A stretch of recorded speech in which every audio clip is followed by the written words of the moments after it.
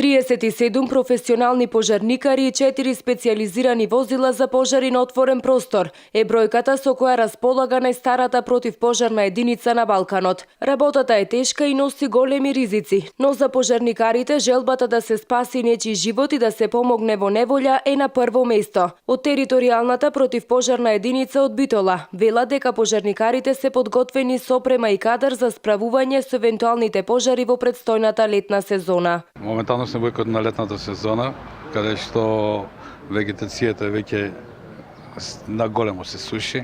Од почетокот сме на жетвената ситуација, значи жетвените работи, а со тоа и опасноста на пожари на големе отвори ќе почнува да се зголеми. Во моментот имаме пожари на отворен простор, али не во таква голема мерка и ситуација каде што би имале поголеми интервенции. Последното беше она што се случи во близината на атарот на селото Могила, каде што од трева, значи од трева беше пожарена пилана.